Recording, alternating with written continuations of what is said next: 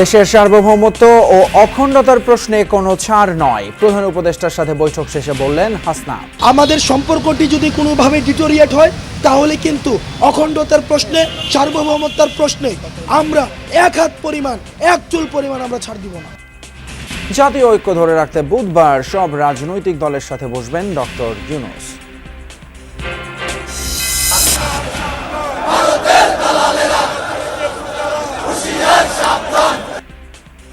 আগরতলা মিশনে হামলার প্রতিবাদে রাজধানীতে বিএনপির বিক্ষোভ, ভারতের বিরুদ্ধে পরিকল্পিত আগ্রাসনের অভিযোগ, প্রতিবাদে মুখর অন্যান্য সংগঠনও।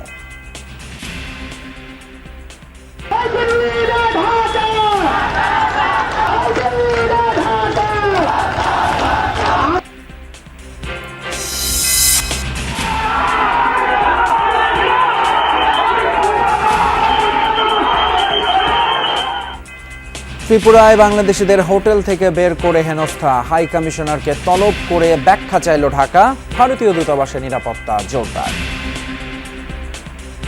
দুদেশের সম্পর্ক বহুমাত্রিক। বাংলাদেশের সাথে ইতিবাচক গঠনমূলক সম্পর্ক নির্মাণ করতে চায় ভারত। একটি বিষয়কে কেন্দ্র করে দুই দেশের সম্পর্ক আটকে থাকার কারণ নেই।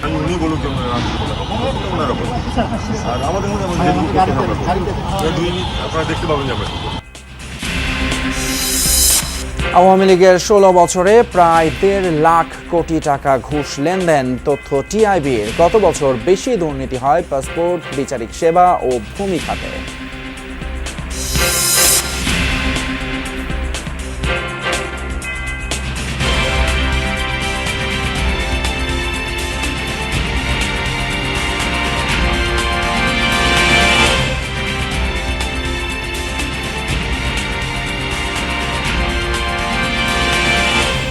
সবাইকে আমন্ত্রণ, যমুনা নিউজে আপনাদের সঙ্গে আছি আমি ফয়সাল তিতুমির। এতক্ষণ শিরোনামগুলো দেখছিলেন। দেশের সার্বভৌমত্ব এবং অখণ্ডতার প্রশ্নে ভারতকে এক চুলও ছাড় দেয়া হবে না, এমন হুঁশিয়ারি দিয়েছেন বৈষম্য বিরোধী ছাত্র আন্দোলনের আহ্বায়ক হাসনাত আব্দুল্লাহ। মঙ্গলবার রাতে প্রধান উপদেষ্টার সাথে বৈঠক শেষে কথা জানান তিনি। বাংলাদেশকে আওয়ামী লীগের চোখে না দেখে সম ও ন্যায্যতার ভিত্তিতে সম্পর্ক গড়ে তুলতে ভারতের প্রতি আহ্বান জানান হাসনাত। ভারতীয় অপপ্রচার ও ষড়যন্ত্রের বিরুদ্ধে জাতীয় ঐক্যের ডাক দেন প্রধান উপদেষ্টা ডক্টর মোহাম্মদ ইউনূস। এরই ধারাবাহিকতায় সন্ধ্যায় প্রধান উপদেষ্টার সাথে বৈঠকে বসেন বৈষম্য বিরোধী ছাত্র আন্দোলনের প্রতিনিধিরা।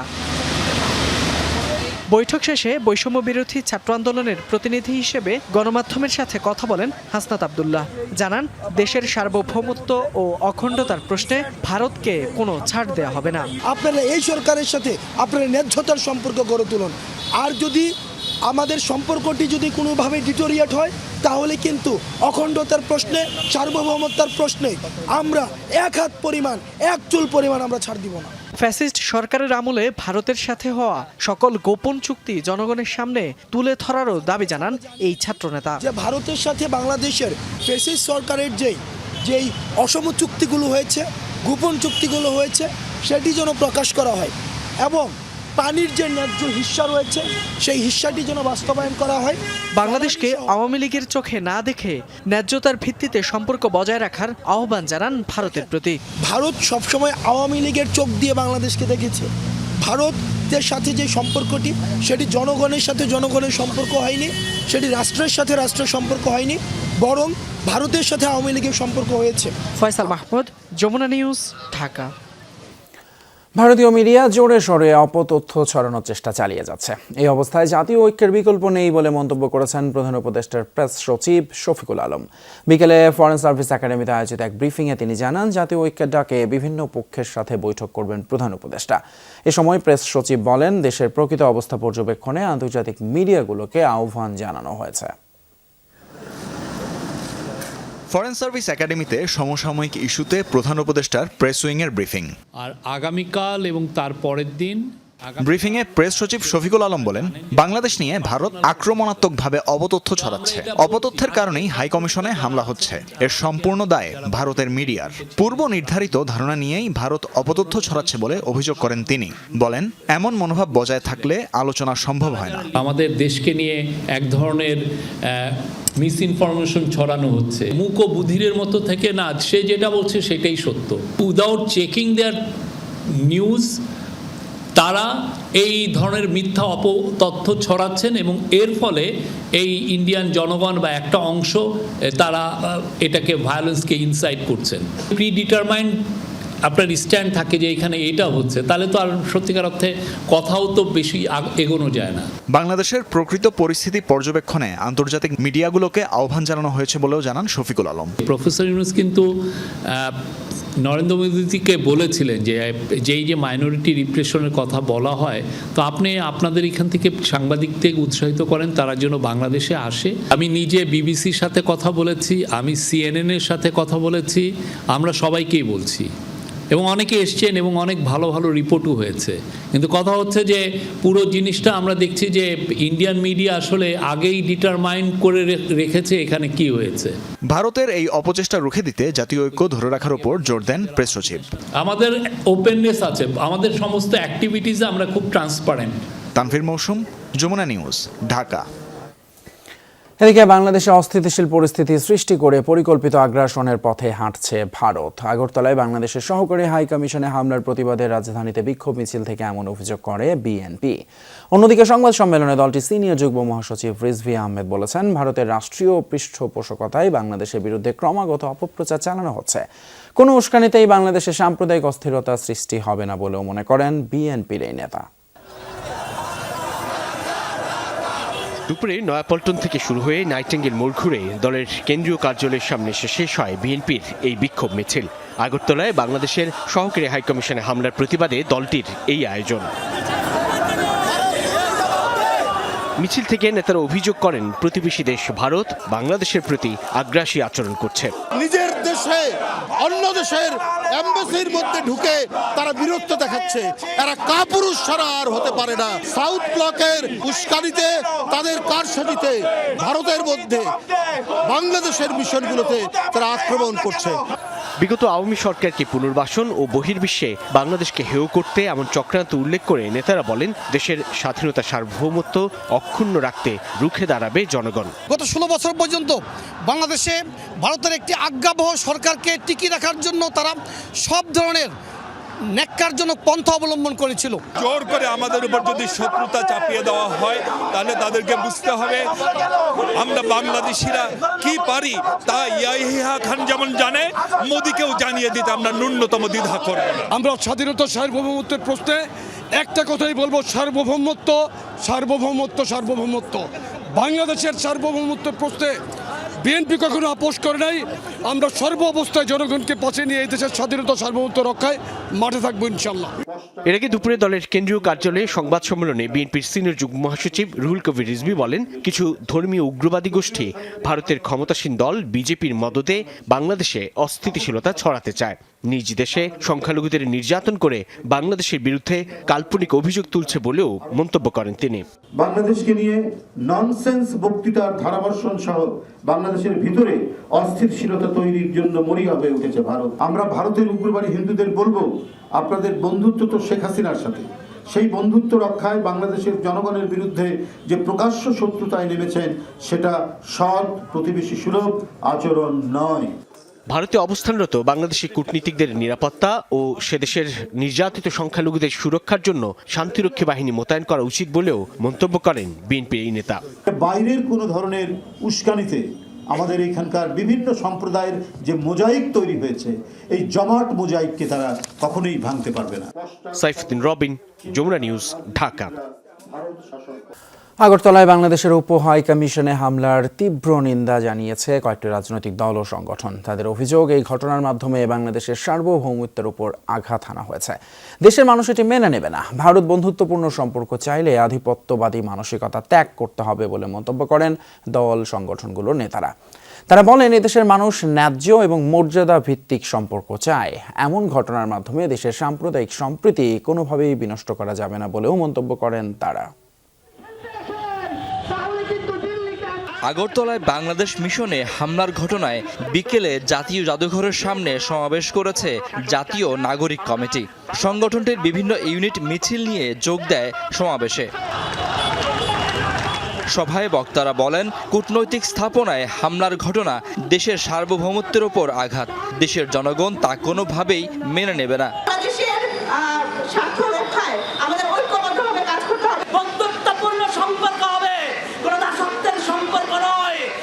একটি গোষ্ঠী দেশের সাম্প্রদায়িক সম্প্রীতি নষ্টের অপচেষ্টা করছে বলে অভিযোগ করেন বক্তারা। বলেন এই অপচেষ্টাকে জনগণ ভণ্ডুল করে দেবে। অনেক চটকদার কর্মসূচি দিয়ে আপনাদের সামনে হাজির হওয়া হবে, হাতে ফেলবার চেষ্টা করা হবে। এটা ভারতের গোয়েন্দা বাহিনীরাই এই কাজগুলো করিয়ে থাকতে পারে। আগ্রাসনবাদী শক্তিকে যদি দমাতে না পারেন, বিশ্ব শান্তি শৃঙ্খলা সেখানে নষ্ট হবে। পরে ঢাকা বিশ্ববিদ্যালয় প্রদক্ষিণ করে শহীদ মিনারে গিয়ে শেষ হয় জাতীয় নাগরিক কমিটির মিছিল। এর আগে সকালে এক সংবাদ সম্মেলনে কূটনৈতিক স্থাপনায় নিরাপত্তা দিতে ব্যর্থ হওয়ায় কলকাতায় শান্তিরক্ষী বাহিনী নিয়োগ দেওয়ার আহ্বান জানিয়েছেন গণ অধিকার পরিষদের সাধারণ সম্পাদক মোহাম্মদ রাশেদ খান। আমরা বাংলাদেশ সরকারকে বলবো, আপনারাও জাতিসংঘের কাছে আহ্বান করেন কলকাতার মুসলমান এবং হিন্দু সম্প্রদায় এবং একই সাথে এই হিন্দু জঙ্গি গোষ্ঠীকে নিয়ন্ত্রণ করার জন্য জাতিসংঘ যেন কলকাতায় শান্তিরক্ষী বাহিনী সেখানে তারা মোতায়েন করে। সকালে ঢাকা বিশ্ববিদ্যালয়ের মধুর ক্যান্টিনে এক সংবাদ সম্মেলন করে সার্বভৌমত্ব আন্দোলন। সেখানে বক্তারা বলেন, বাংলাদেশে ধর্মের কারণে কোনো সমস্যার সৃষ্টি হয় না, যা হয় রাজনৈতিক কারণে। দায়িত্ব কোনোভাবেই ইন্ডিয়া সরকার এড়িয়ে যেতে পারে না। শোষণ ও শাসন তুমি তোমার দেশের মানচিত্রের মধ্যে করবা, তুমি অন্য দেশের মানচিত্রে করতে আসবা না। এদিকে বিকেলে ইসলামী আন্দোলনও বিক্ষোভ করেছে। মিছিলটি বায়তুল মোকরম থেকে শুরু হয়ে পুরনো পল্টন থেকে বিজয়নগর পানির ট্যাঙ্কি ঘুরে পল্টন মোড়ে শেষ হয়। সেখানে ভারতকে ক্ষমা চাওয়ার আহ্বান জানানো হয়। সারা দেশে মুসলমানরা হিন্দুদের উপর আক্রমণ করবে না, কেউ বাংলাদেশের মুসলমানরা সভ্য। ভারতকে স্পষ্ট ভাষায় বাংলাদেশ কাছে ক্ষমা চাইতে হবে। শাকিল হাসান, যমুনা নিউজ, ঢাকা। আগরতলায় বাংলাদেশ মিশনে হামলার পর সেখানকার হোটেল থেকে এবার বাংলাদেশিদের বের করে দেওয়ার অভিযোগ করেছেন পাসপোর্টধারী যাত্রীরা। নিরাপত্তাহীনতার কারণে মঙ্গলবার সকাল থেকে অনেকেই ফেরত এসেছেন এপারে। সনাতনী ঐক্য মঞ্চের কর্মসূচি ঘিরে টান টান উত্তেজনা দুই দেশের বিভিন্ন সীমান্তে। এই অবস্থায় নজরদারি জোরদার করেছে বর্ডার গার্ড বাংলাদেশ, বিজিবি। দুদিন ধরে চাপা উত্তেজনা বাংলাদেশ ভারত সীমান্তবর্তী এলাকায়। পশ্চিমবঙ্গে পেট্রাপোল আর ত্রিপুরার আগরতলায় পরিস্থিতি চরমে পৌঁছায় বিজেপির নেতৃত্বাধীন সনাতনী ঐক্যমঞ্চ কর্মসূচি ঘোষণার পর। সমাবেশ ঘোষণার পর ব্রাহ্মণবাড়িয়ার আখাউড়া সীমান্তের ওপারে আগরতলায় ব্যারিকেড দিয়েছে বিএসএফ। আগরতলা ফেরত যাত্রীদের অভিযোগ, সেখানে হোটেল থেকে বের করে দেওয়া হচ্ছে বাংলাদেশিদের। চরম নিরাপত্তাহীনতায় ফিরে আসছে তারা। আমরা গতকাল গিয়েছিলাম, আমরা ভেবেছিলাম যে আমরা 3 থেকে 4 দিন হয়তো বা থাকবো। আমরা ওদের আচরণে যখনই শুনতেছে ওরা আমরা বাংলাদেশি, তখনই ওরা আমাদের প্রতি ক্ষুদ্র আচরণ করতেছে। আমাদের প্রত্যেকটা ব্যক্তি প্রত্যেকটা জায়গায় যখন আমরা শুনতেছে বাংলাদেশি, তখনই আমাদের সাথে ওদের ব্যবহার ও সব কিছু চেঞ্জ হয়ে যাচ্ছে। আমাদেরকে সারা দিন রাত আমরা গতকাল ঘোরাঘুরি করেছি, কিন্তু আমাদের কোনো হোটেলের ব্যবস্থা করতে পারিনি, কোনো সিমের ব্যবস্থা করতে পারিনি। হোটেলে তো থাকার জন্য মানা করছে, খানার হোটেলও অনেক সমস্যা দেখা দিচ্ছে। বাংলাদেশে কোনো লোক থাকতে পারবে হোটেলে, আজকে তো বন্ধ করে দিচ্ছে। আর এখন ইন্ডিয়ারা এখানে ওই বাদ দিয়ে বেড়াতে রাখছে, 2 জায়গা বাধাতে রাখছে। সাধারণ জনগণ এবং পুলিশ বলেন যে ব্যবহার করেছে আমাদের সাথে, এটা আসলে আমরা দেশ হিসেবে কখনোই আশা করিনি। আমরা আসলে এই বিষয়টা অনেক মর্মাহত। বন্দরের আমদানি রফতানির কার্যক্রম স্বাভাবিক থাকলেও পাসপোর্টধারীদের চলাচল সীমিত। এই অবস্থায় বাড়ানো হয়েছে বন্দরের নিরাপত্তা। তারা মার্কেটে গেলে তাদের পরিচয় জানার পর, বাংলাদেশি পরিচয় জানার পর তাদের কাছে কোনো কাপড় চোপড় বিক্রি করছেন না। এমনকি যারা চিকিৎসার জন্য গিয়েছেন ইন্ডিয়ান ত্রিপুরা বেসরকারি হাসপাতালে কোনো তাদেরকে চিকিৎসা দিচ্ছেন না। পুরা হোটেল মালিক অ্যাসোসিয়েশন একটা বিবৃতি দিয়েছেন যে বাংলাদেশি কোনো নাগরিককে তারা হোটেল ভাড়া দেবেন না। তো এর প্রেক্ষিতে যাত্রী পরিমাণ গত দিনের তুলনায় আজকে অর্ধেকে নেমে এসেছে। এমনিতে যাত্রী পারাবার স্বাভাবিক আছে। এদিকে আসামের করিমগঞ্জে সনাতনী ঐক্যমঞ্চের বাধায় দ্বিতীয় দিনের মতো বন্ধ রয়েছে জকিগঞ্জ শুল্ক স্টেশন দিয়ে আমদানি রফতানি কার্যক্রম। সিলেট সহ সারা দেশের সীমান্তে সর্বোচ্চ সতর্ক অবস্থানে রাখা হয়েছে বিজিবিকে। আমিন বাবু, যমুনা নিউজ। শুধু একটি বিষয় কেন্দ্র করে বাংলাদেশ ভারত সম্পর্ক আটকে থাকার কোনো কারণ নেই বলে মনে করেন বাংলাদেশে নিযুক্ত ভারতের হাই কমিশনার। পররাষ্ট্র মন্ত্রণালয়ের তলবে হাজির হয়ে ভারপ্রাপ্ত সচিবের সাথে বৈঠক শেষে সাংবাদিকদের কথা বলেন তিনি। পররাষ্ট্র উপদেষ্টাও বলেছেন, উদ্ভূত পরিস্থিতি ঠিক করতে বাংলাদেশের আন্তরিকতার কোনো অভাব নেই। এদিকে নিরাপত্তাজনিত কারণে আগরতলার বাংলাদেশ মিশনে ভিসা এবং কনসুলার সেবা সাময়িক স্থগিত রাখা হয়েছে।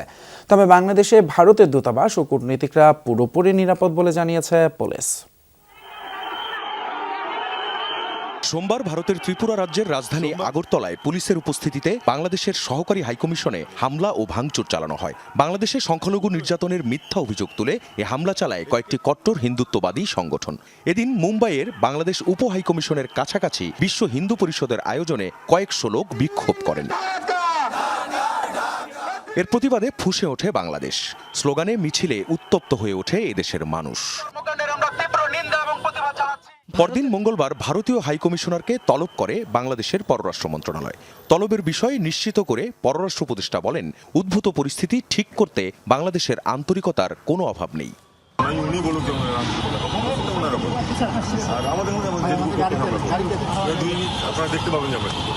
বিকেল 4টার কিছু আগে হাইকমিশনার প্রণয় ভার্মা মন্ত্রণালয়ে পৌঁছান। ভারপ্রাপ্ত পররাষ্ট্র সচিব এম রিয়াজ হামিদুল্লাহর সাথে বৈঠক হয় তার। বৈঠক শেষে যাওয়ার সময় সাংবাদিকদের হাইকমিশনার বলেন, একটি ঘটনাকে কেন্দ্র করে দুই দেশের সম্পর্ক আটকে থাকার কোনো কারণ নেই। দুদেশের সম্পর্ক বহুমাত্রিক। বাংলাদেশের সাথে ইতিবাচক গঠনমূলক সম্পর্ক নির্মাণ করতে চায় ভারত। নিরাপত্তা, অগ্রগতি ও উন্নয়নের জন্য একসাথে কাজ করার আগ্রহ আছে আমাদের। একটি বিষয়কে কেন্দ্র করে দুই দেশের সম্পর্ক আটকে থাকার কারণ নেই। এদিকে ঢাকায় ভারতীয় হাইকমিশনের সামনে 3 স্তরের নিরাপত্তা ব্যবস্থা নিশ্চিত করেছে যৌথ বাহিনী। পুলিশ জানায়, কূটনীতিকদের নিরাপত্তা নিশ্চিত করেছে পুলিশের চেনসারি বিভাগ।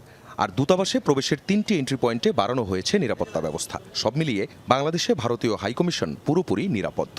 আমরা এখানকার যে ক্রাইম ডিভিশনের পুলিশ ফোর্স আছে, গুলশান থানা সহ এখানে POM এর ফোর্স এসেছে কয়েক প্লাটুন, পাশাপাশি APBN এর ফোর্স আছে এবং আর্ম ফোর্সেস, আপনারা জানেন যে সশস্ত্র বাহিনীর লোকজনও এখানে আছে। তারাও আমরা সবাই যৌথভাবেই এখানে কোনো ধরনের যেন অনাকাঙ্ক্ষিত কোনো পরিস্থিতি না হয় সে লক্ষ্যে কাজ করছি। দিনরাত 24 ঘন্টা এমন কড়া নিরাপত্তা ব্যবস্থা অব্যাহত থাকবে বলে জানিয়েছে যৌথ বাহিনী। আখলাকুস সাফা, যমুনা নিউজ, ঢাকা। সেবা খাতের মধ্যে পাসপোর্ট নিতে গিয়ে সবচেয়ে বেশি দুর্নীতির শিকার হয়েছে মানুষ। তবে ব্যক্তি পর্যায়ে টাকার অঙ্কে বেশি ঘুষ দিতে হয়েছে বিচার পেতে গিয়ে। সারা দেশে 2023 সালের বিভিন্ন সেবা খাত মিলে ঘুষের পরিমাণ 10,000 কোটি টাকা। টিআইবি খানা জরিপে এবার উঠে এসেছে এসব তথ্য। সংস্থার নির্বাহী পরিচালক ইফতেখারুজ্জামান বলেন, সরকারিভাবে কেবল অঙ্গীকার দেওয়া হয়েছে, কিন্তু ব্যবস্থা নেওয়া হয়নি। জন্ম নিবন্ধন, জাতীয় পরিচয়পত্র ও পাসপোর্টের তথ্য সমন্বয় শুরু হয়েছে বেশ কয়েক বছর আগে থেকেই। তবু প্রতি সেবার জন্য বায়োমেট্রিক দিতে হয় আলাদা, সশরীরে। ঘন্টার পর ঘন্টা লাইনে দাঁড়িয়েও কাজ শেষ হয় না। আবার পাসপোর্ট ভেরিফিকেশনের নামে রয়েছে বাধ্যতামূলক ঘুষের প্রচলন। এমন সব অভিযোগ সেবা গ্রহীতাদের। টিআইবি বলছে, সেবা খাতে সবচেয়ে বেশি দুর্নীতি পাসপোর্ট বিভাগে। তবে পকেট খরচ বেশি হয় বিচার বিভাগে গেলে। মোট যে ঘুষ দিতে বাধ্য হয়েছে তার পরিমাণ হচ্ছে 10,902 কোটি টাকা, যেটি আমাদের সংশ্লিষ্ট বছরের বাজেটের 1.43%। 2009 যেটা 2010 প্রকাশিত হয়েছিল তার থেকে হিসাব করে আমাদের এই বছরের জরিপ পর্যন্ত শুধুমাত্র সেবা খাতে ঘুষ লেনদেনের জন্য 1,46,252 কোটি টাকা ঘুষ দিতে হয়েছে। টিআইবি বলছে, মোট ঘুষ লেনদেনের অঙ্কে ভূমি সেবা সবচেয়ে এগিয়ে 10,000 কোটি টাকা। ঘুষ দুর্নীতি কমছে না, বরং প্রতি বছরই বাড়ছে। মানুষ এটি মেনে নিয়েছে বলেও জানান ইফতেখারুজ্জামান। বলেন, সামাজিকভাবে প্রতিরোধের কোনো উদাহরণ নেই। মানুষ কিন্তু দুর্নীতিবাজদেরকে আগের মতো ঘৃণা করে না, বা যে এক ধরনের সম্ভাবনা আছে দুর্নীতিবাজকে সামাজিকভাবে প্রতিহত করা, সেটা কিন্তু নয়। দুর্নীতিবাজদেরকে প্রধান অতিথি, বিশেষ অতিথি করা হয়। এর আগেও 9 বার সেবা খাতের অনিয়ম তুলে ধরেছে টিআইবি। প্রতিবার সুপারিশও দেওয়া হয়েছে, তবে সরকার কখনোই তা আমলে নেয়নি। পুলিশের কথা যেটা বললেন, কমে নাই, মানে একই অবস্থানে আছেন, মানে বিষয়টা। কারণ পুলিশ তো ক্রমাগতভাবে উচ্চ পর্যায়ে দুর্নীতিতে বেশি ইন্টারেস্টেড হয়ে যাচ্ছে আর কি। দুর্নীতির বিরুদ্ধে ঘোষণা দেওয়া হয়, বিভিন্ন ধরনের অঙ্গীকার করা হয়। আমরা যখন প্রতিবেদন প্রকাশ করি, আপনারা যখন প্রতিবেদন প্রকাশ করেন, সেগুলো সাধারণত প্রত্যাখ্যাত হয়, সেগুলো কাজে দেয় না বা বিবেচনায় নেওয়া হয় না, শুধুমাত্র ঘোষণায় সীমাবদ্ধ থাকে। প্রতি 2 বছর পর পর এই জরিপ করে সংস্থাটি। এবার তুলে ধরা হয়েছে 2023 সালের চিত্র। Rasel Ahmed, Jamuna news, Dhaka. BNP chairperson Khaleda জিয়ার সাথে সস্ত্রীক সৌজন্য সাক্ষাৎ করেছেন ঢাকায় নিযুক্ত পাকিস্তানের হাই কমিশনার সৈয়দ আহমেদ মারুফ। মঙ্গলবার রাতে খালেদা জিয়ার গুলশানের বাসভবনে সাক্ষাৎ করেন তিনি। এ সময় পাকিস্তানের রাষ্ট্রপতি ও প্রধানমন্ত্রীর শুভেচ্ছা পৌঁছে দেন খালেদা জিয়ার কাছে। পাশাপাশি বিএনপি চেয়ারপারসনের স্বাস্থ্যের খোঁজ খবর নেন। সাক্ষাৎ শেষে ব্রিফিংয়ে এসব জানিয়েছেন বিএনপির স্থায়ী কমিটির সদস্য ডক্টর AZM জাহিদ হোসেন। তিনি বলেন, বিএনপির প্রতিষ্ঠাতা জিয়াউর রহমানের সাথে পাকিস্তানের ভালো সম্পর্ক ছিল, তাই রাজনৈতিক দল হিসেবে বিএনপির সাথে পাকিস্তানের সম্পর্ক নতুন উচ্চতায় নিতে চায় দেশটি। বাংলাদেশের সাথে দ্বিপাক্ষিক সম্পর্ক ভবিষ্যতে আরও ভালো হবে বলেও আশা করেন পাকিস্তানের রাষ্ট্রদূত।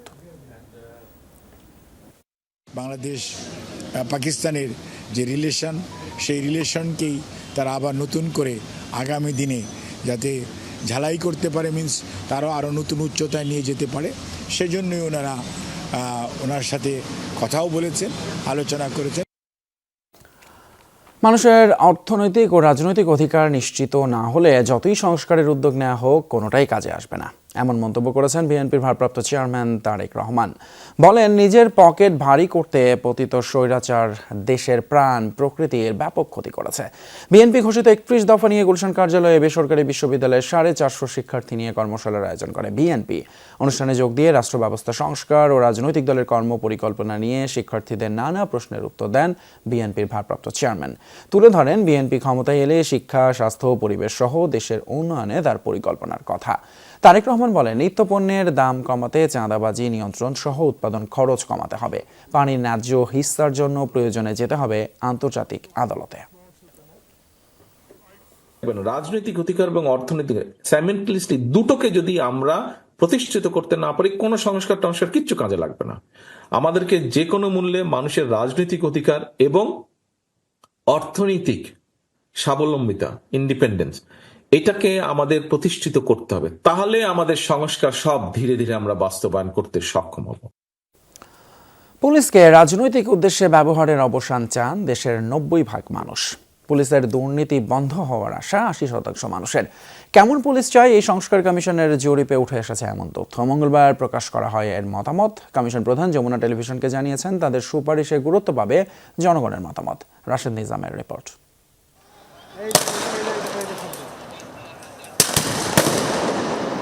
জনগণের বন্ধু দাবি করা পুলিশের হাতেই সবচেয়ে বেশি মানুষ মারা যায় জুলাই আগস্টের ছাত্র জনতা আন্দোলনে।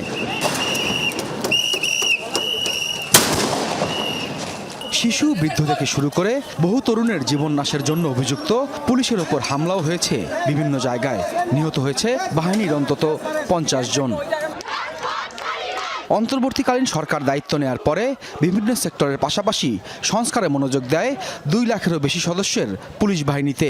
মানুষ চান পরিবর্তন আসুক 200 বছরের পুরনো আইনে চলা পুলিশে। পুলিশ কিন্তু আমাদেরকে দেখে শুনে রাখার জন্য, আমাদের সমস্ত সিকিউরিটি প্রদান করার জন্য। তো সেই জায়গাটায় যদি আসলে নারকীয় কোনো পুলিশ আসে, এটা কখনোই কাম্য না। রাজনৈতিক দলগুলো বাংলাদেশে তাদের তাবেদারি প্রতিষ্ঠা করার জন্য এবং সরকারে থাকলে তাদের একটা লাঠিয়াল বাহিনীর জন্য, এটা আসলে বাংলাদেশের পুলিশ সরকারকে দোষ দেওয়া যাবে না। এটা ব্রিটিশ আমলে যখন পুলিশের সৃষ্টি করা হয়, তারপরে পুলিশকে সংস্কার করা হয়নি। গত 31 অক্টোবর পুলিশ সংস্কার কমিশনের পক্ষ থেকে কেমন পুলিশ চাই শিরোনামে জনমত জরিপের জন্য ঘোষণা দেওয়া হয়। 15 নভেম্বর পর্যন্ত সেখানে মত দিয়েছেন প্রায় 25,000 মানুষ। মঙ্গলবার নিজেদের ওয়েবসাইটে সেই ফলাফল প্রকাশ করে কমিশন। পুলিশের সংস্কার দেখতে চান মানুষজন, বেশিরভাগ হলো একটা জনবান্ধব পুলিশ ফোর্স, হাইস্ট করেছে, রাজনৈতিক প্রভাবমুক্ত, জবাবদিহিতামূলক। প্রায় 75% উত্তরদাতা গুম ও বিচার বহির্ভূত হত্যাকাণ্ডে জড়িত পুলিশকে শাস্তির আওতায় আনার পক্ষে। এছাড়া ভুয়া ও গায়েবী মামলার অবসান চান জরিপে অংশ নেয়া 95% মানুষ।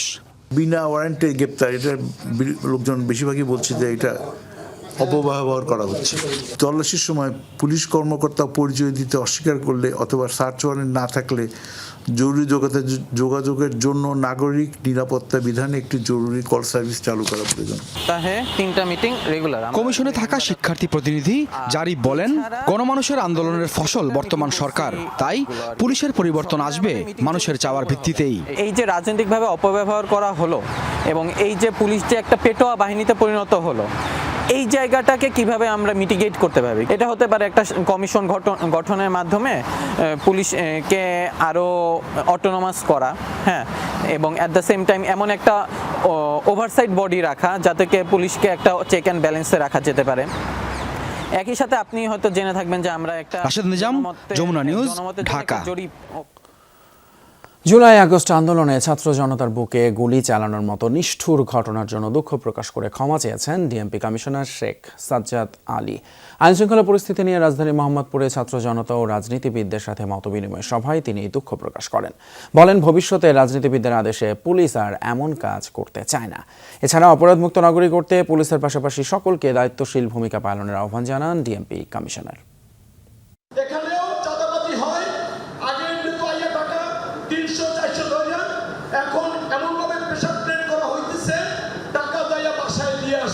যেই পুলিশের ভয়ে আমরা পালিয়ে বেড়াতাম, আজকে সেই পুলিশ বাহিনী, সেই পুলিশটা আমাদেরকে ডেকে আমাদের সাথে মিটিং করছে।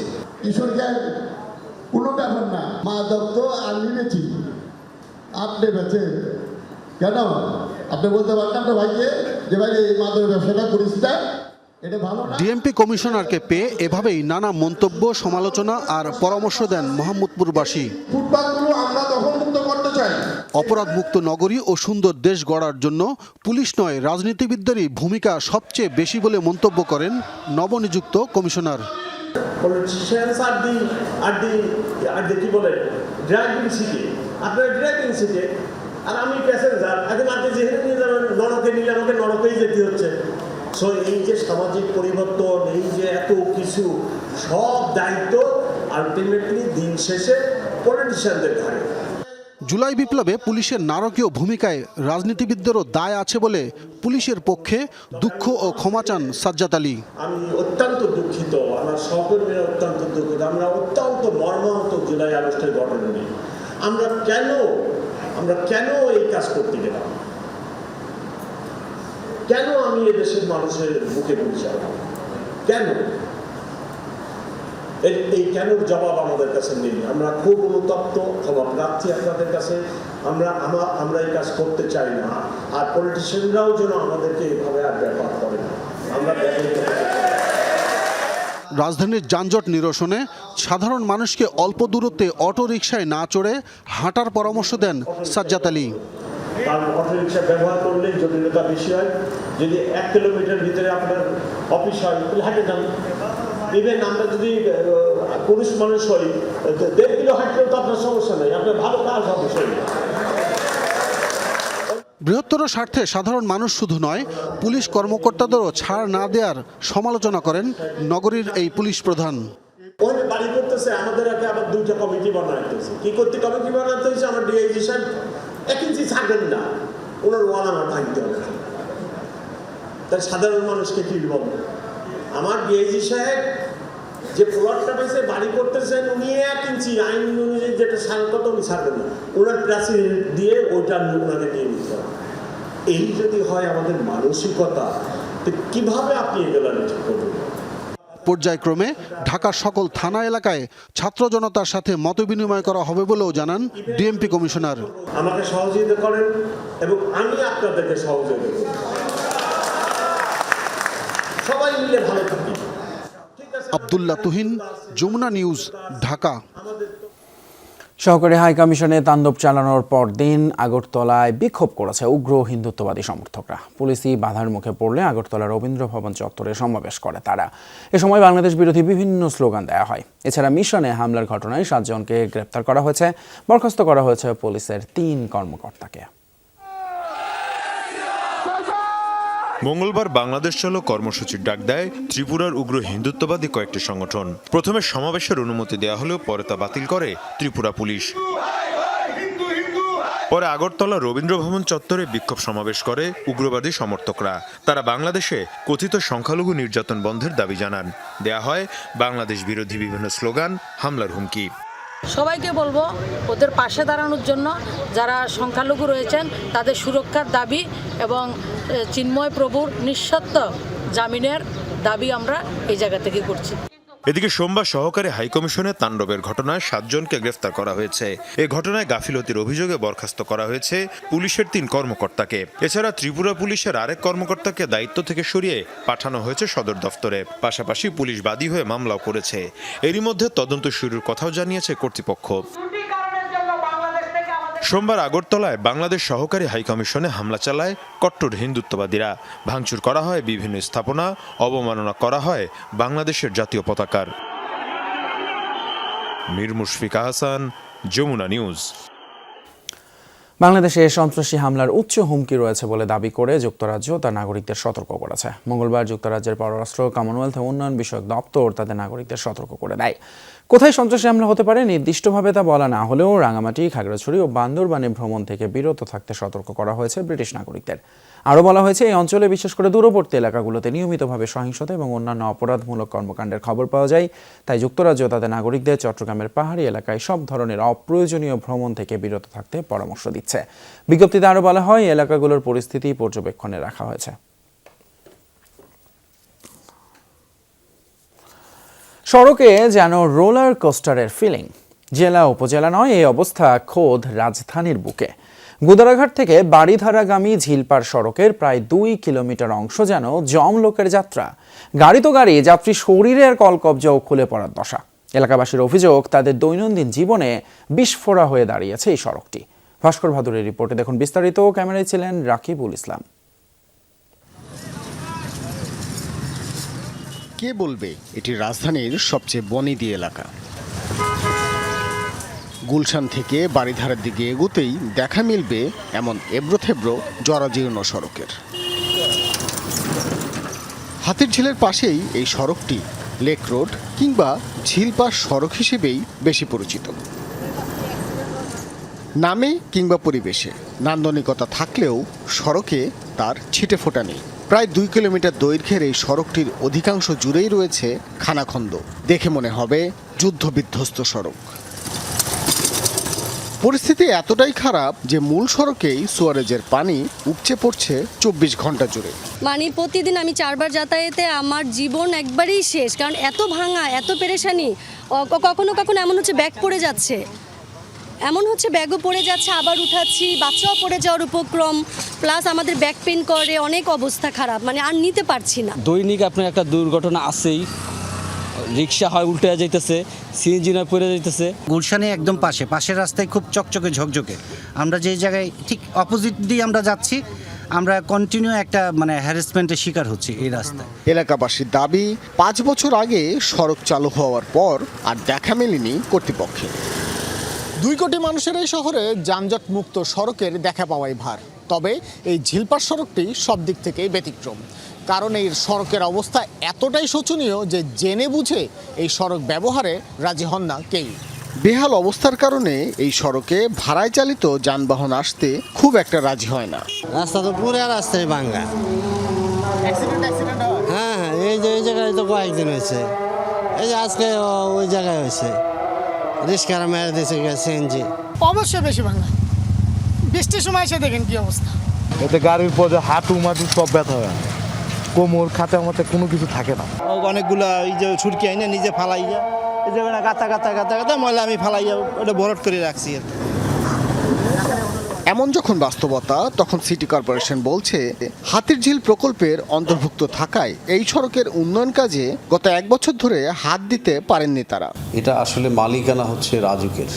সম্প্রতি আমরা রাজুক থেকে ব্যবহারের অনুমতি পেয়েছি। ইজিপি প্রক্রিয়ার মাধ্যমে, টেন্ডার প্রসেসের মাধ্যমে আমরা ওয়ার্ক অর্ডার দিয়ে কাজটি সম্পন্ন করব। এটা ইজিপি একটা সেট প্রক্রিয়া, কেমন টেন্ডার কল করার পরে 28 ডেজ সময় লাগে। অলটুগেদার আশা করছি আমরা 2 মাসের মধ্যে স্টার্ট করতে পারবো কাজটি। ঝুঁকিপূর্ণ এই সড়কের কাজ শেষ হলেই গুলশান ও রামপুরা সড়কে ছোট আকারের গাড়ির চাপ অনেকটাই কমবে বলে আশা উত্তর সিটি কর্পোরেশনের। ভাস্কর ভাদুরী, যমুনা নিউজ, ঢাকা। সড়কে যারা চলাচল করেন তারাই আসলে বুঝতে পারবেন এর গুরুত্বটা। পরের খবরে যাচ্ছি। প্রধান উপদেষ্টা ডক্টর মোহাম্মদ ইউনূসের সাথে সাক্ষাৎ করেছেন ঢাকা বিশ্ববিদ্যালয়ের উপাচার্য অধ্যাপক নিয়াজ আহমদ খান। মঙ্গলবার সন্ধ্যায় প্রধান উপদেষ্টার বাসভবন যমুনায় তাদের সাক্ষাতে বিশ্ববিদ্যালয়ের শিক্ষা ও গবেষণা কার্যক্রম সহ সার্বিক পরিস্থিতি নিয়ে আলোচনা হয়। ঢাকা বিশ্ববিদ্যালয়ের এক সংবাদ বিজ্ঞপ্তিতে বলা হয়, বিভিন্ন উন্নয়ন প্রকল্পের অগ্রগতি, শিক্ষক শিক্ষার্থীদের দ্বন্দ্ব নিরসন এবং আন্তঃসম্পর্ক উন্নয়ন ও শিক্ষার্থীদের কল্যাণে সাম্প্রতিক সময়ে গৃহীত বিভিন্ন পদক্ষেপ সম্পর্কে প্রধান উপদেষ্টাকে অবহিত করা হয়েছে। প্রধান উপদেষ্টা বিশ্ববিদ্যালয়ের শিক্ষা ও গবেষণার উন্নয়ন সহ সার্বিক পরিস্থিতিতে সন্তোষ জানিয়েছেন। ঢাকা বিশ্ববিদ্যালয়ের শিক্ষা ও গবেষণার উন্নয়নে সম্ভাব্য সকল সহযোগিতার আশ্বাসও দেন প্রধান উপদেষ্টা। ত্রিপুরায় বাংলাদেশের সহকারী হাই কমিশনে হামলার প্রতিবাদে রাতে বিভিন্ন স্থানে বিক্ষোভ হয়েছে। ছাত্র, যুব, শ্রমিক অধিকার পরিষদের উদ্যোগে খুলনায় মশাল মিছিল বের করা হয়। নগরীর সোনাডাঙ্গা মোড় থেকে সেটি বেরিয়ে শিববাড়ি মোড়ে এসে শেষ হয়। পরে সেখানে সংক্ষিপ্ত সমাবেশে বক্তারা বলেন, হাই কমিশনে হামলা দেশের উপর হামলার শামিল। এর তীব্র প্রতিবাদ জানান তারা।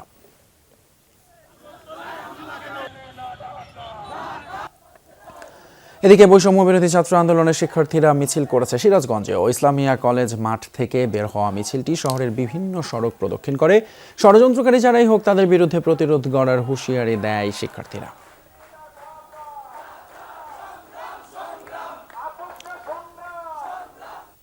এছাড়া বৈষম্য বিরোধী ছাত্র জনতার ব্যানারে মশাল মিছিল হয়েছে টাঙ্গাইলে। শহরের শহীদ মিনার চত্বর থেকে মিছিলটি বেরিয়ে আবারও সেখানে গিয়ে শেষ হয়। পরে সংক্ষিপ্ত সভায় বক্তারা হাইকমিশনে হামলার তীব্র নিন্দা জানান। সুনামগঞ্জের দিরায়ে গোষ্ঠীগত বিরোধের জেরে দুপক্ষের সংঘর্ষে 7 জন গুলিবিদ্ধ সহ অন্তত 20 জন আহত হয়েছেন। মঙ্গলবার সন্ধ্যায় উপজেলার রারওইল গ্রামে এই ঘটনা ঘটে। পুলিশ জানায়, এলাকার আনো গোষ্ঠীর সাথে চৌধুরী গোষ্ঠীর দীর্ঘদিন ধরে বিরোধ চলছিল। এরই মধ্যে দেশীয় অস্ত্র নিয়ে সংঘর্ষে জড়ায় দুপক্ষের সমর্থকরা। চলে গোলাগুলি। ঘণ্টাব্যাপী চলা সংঘর্ষে গুরুতর আহতদের সিলেট ওসমানী মেডিকেল কলেজ হাসপাতালে পাঠানো হয়েছে। কুমিল্লার দেবিদ্বারে যুবদল নেতার মারধরের শিকার হলেন পৌরসভার 3 কর্মচারী। গত সোমবারের এই ঘটনার একটি ভিডিও এরই মধ্যে ছড়িয়ে পড়েছে। মারধরে আহতরা হলেন পৌরসভার লাইসেন্স পরিদর্শক হারুনার রশিদ, ট্রাফিক সহকারী ইসমাইল ও আবুল কালাম আজাদ। এই ঘটনায় সোমবার রাতেই মামলা হয়। এতে উপজেলা যুবদলের যুগ্ম সাধারণ সম্পাদক জুয়েল রানা সহ কয়েকজনের নাম উল্লেখ করা হয়েছে। এজাহারে বলা হয়, ফুটপাত দখল করে দোকান বসানোয় বাধা দেওয়ার জেরে এই হামলা চালানো হয়। আসামিদের গ্রেপ্তারের চেষ্টা চলছে বলে জানিয়েছে পুলিশ।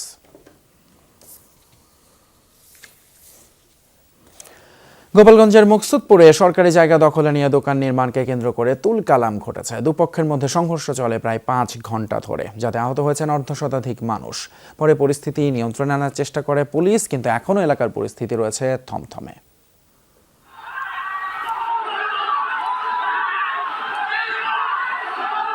দেশীয় অস্ত্র নিয়ে খোলা ময়দানে হাজির হাজারো মানুষ, পাশাপাশি কয়েকটি গ্রাম যেন রণক্ষেত্র। প্রত্যক্ষদর্শীরা জানায়, মুকসুদপুরের মহারাজপুর ইউনিয়নের বনগ্রাম বাজার এলাকায় একটি সরকারি জায়গা ভোগ দখল করছিল স্থানীয় প্রভাবশালী মুজিবুর রহমান ও তার অনুসারীরা। সেই জায়গায় দোকানঘর নির্মাণ করতে যায় পাশের ইউনিয়নের আরেক প্রভাবশালী আসাদ শিকদারের লোকজন। এ নিয়ে বাধে সংঘর্ষ। এক পর্যায়ে মারামারিতে জড়িয়ে পড়ে 2 ইউনিয়নের বাসিন্দারা। বনগ্রাম, আইকদিয়া সহ আশেপাশের এলাকায় ছড়িয়ে পড়ে সংঘর্ষ চলে 5 ঘন্টা ধরে। পরে পরিস্থিতি নিয়ন্ত্রণে আনে আইনশৃঙ্খলা বাহিনী। মুজিবর এবং আসাদ, তাদের মধ্যে এই জায়গাটা নিয়ে দ্বন্দ্ব। ওই জায়গা নিয়ে 2 পক্ষের মধ্যে হঠাৎ করে মারামারি বেঁধে গেছে। এটা সরকারি জায়গা, কিন্তু ভোগ দখল সরকারের আন্ডারে নাই। ওরা এই যে মুজিবর ভোগ দখল করে। সংঘর্ষে আহতদের ফরিদপুর মেডিকেল সহ বিভিন্ন হাসপাতালে ভর্তি করা হয়েছে। এলাকার পরিস্থিতি বর্তমানে থমথমে। জাহিদ হাসান, যমুনা নিউজ। বিশেষ চাহিদা সম্পন্ন শিক্ষার্থীদের মূলধারার উপযোগী করতে প্রয়োজন বিশেষ যত্ন। প্রয়োজন আধুনিক শিক্ষা পদ্ধতির সাথে সংযুক্তি আর বিশেষভাবে প্রশিক্ষিত শিক্ষক। অভিভাবকদের চাওয়া, রাষ্ট্র ও সমাজ এক হয়ে এসব শিশুর জন্য উদ্যোগ নেবে, পরিবর্তন হবে দৃষ্টিভঙ্গি। যমুনা টেলিভিশনে পক্ষ থেকে রিহানের বয়স এখন 18।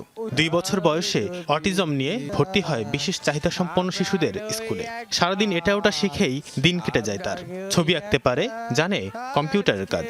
তৈরি করে দেখালো যমুনা টেলিভিশনের লোগো। সব বাধা বিপত্তি পেরিয়ে সন্তানকে সমাজের বুকে প্রতিষ্ঠিত করার সংগ্রামটা কখনোই সহজ ছিল না রিহানের মায়ের জন্য। এখনো সন্তানের পাশেই দাঁড়িয়ে আছেন ভরসার শক্ত খুঁটি হয়ে। খেয়াল করতেছিলাম যে ওর বয়সের সাথে ওর সমস্ত কিছু ঠিক আছে কিনা, যে ওর সমবয়সী একটা বাচ্চা কি করে কি বলে। তো এটা লক্ষ্য করতে গিয়ে দেখলাম যে না, ওর সমবয়সী বাচ্চার থেকে একটু পেছানো। কমিউনিকেশন লেভেল এখন অনেক ভালো, আন্ডারস্ট্যান্ডিং লেভেল অনেক ভালো। আর সব থেকে যেটা ভালো লাগার বিষয়, ও আর্ট এবং কম্পিউটারে খুবই দক্ষ। অটিজমের শিকার হওয়া শিশুদের জন্য নিতে হয় বাড়তি যত্ন। অভিভাবকরা বলছেন সমাজের ভাঁজে ভাঁজে এসব শিশুদের জন্য আছে শুধুই প্রতিবন্ধকতা। আমাদের বাচ্চারা হাইপার থাকে অনেক, প্রত্যেকটা বাচ্চা কোনো না কোনো সময় তার যে ADHD পজিটিভ এটা ও দেখানোর চেষ্টা করে, আর আমরা দেখলেও বুঝতে পারি। আমার মনে হয় ধৈর্যের সাথে এদের সাথে আচরণ করাটা বেশি ভালো হয়। আমরা যেটা পারি না সেটাই আমাদের প্রতিবন্ধকতা, কিন্তু আমরা সুস্থ মানুষরা সেটা মনে করি না, যে মনে করি আমরাই সুস্থ। এখন তো আমাদের সমাজে প্রতিবন্ধী একটা গালি হয়ে গেছে। এসব শিশুর জন্য আছে আধুনিক বিভিন্ন শিক্ষণ পদ্ধতি। বিশেষ চাহিদা সম্পন্ন শিক্ষার্থীদের জন্য প্রয়োজন বিশেষভাবে প্রশিক্ষিত শিক্ষকও। যোগাযোগের সমস্যা থাকে, সোশ্যালাইজেশন যেটা সামাজিকতার সমস্যা থাকে, আর বিহেভিয়ারের একটা বড় ধরনের প্রবলেম থাকে। একটা প্ল্যান তৈরি করি, যেটা IEP বলি, ইন্ডিভিজুয়াল এডুকেশনাল প্ল্যান। ওটা তৈরি করার সময় আমরা কিন্তু প্যারেন্টসদেরকে ডাকি। আবার আমরা বাচ্চাদের অ্যাসেসমেন্ট করি। তো অ্যাসেসমেন্ট করি, তারপরে অ্যাসেসমেন্ট করে বাচ্চাদের একটা জায়গা পাই যে ওরা কি পারছে কি পারে না। তারপর আমরা চিন্তা করি ওদেরকে কি শেখানো দরকার। পারিবারিক সচেতনতা, রাষ্ট্রীয় সহযোগিতা এবং সামাজিক উদ্যোগ বদলে দিতে পারে এই শিশুদের জীবন। একই সাথে প্রয়োজন সামাজিকভাবে সকল পর্যায়ে দৃষ্টিভঙ্গির পরিবর্তন। বিশেষ শিশুদেরকে সামাজিকভাবে এবং রাষ্ট্রীয়ভাবে পৃষ্ঠপোষকতার পাশাপাশি এসব শিশুর অভিভাবকদেরও সিদ্ধান্ত গ্রহণ প্রক্রিয়ায় যুক্ত করার তাগিদ সংশ্লিষ্টদের। পলিসি মেকিংয়ের সব জায়গায় অন্তত যোগ্যতা সম্পন্ন অভিভাবককে যুক্ত করা যায়। একজন যোগ্যতা সম্পন্ন অভিভাবক তার দীর্ঘদিনের সন্তানের সাথে সময় কাটানোর ফলে তার যে অভিজ্ঞতা, সেই অভিজ্ঞতাটাকে দিয়ে রাষ্ট্রীয় পলিসি মেকিংয়ে গুরুত্বপূর্ণ ভূমিকা পালন করতে পারবে। সমাজের কাছে অবহেলিত এসব শিশু নিজেরাও জানে না তাদের সমাজ ঠিক কিভাবে দেখে। তারা বাস করে তাদের নিজস্ব ভুবনে, সেখানে তারা গলা ছেড়ে গায়, তবে এটুকু জানে তারা একা নয়।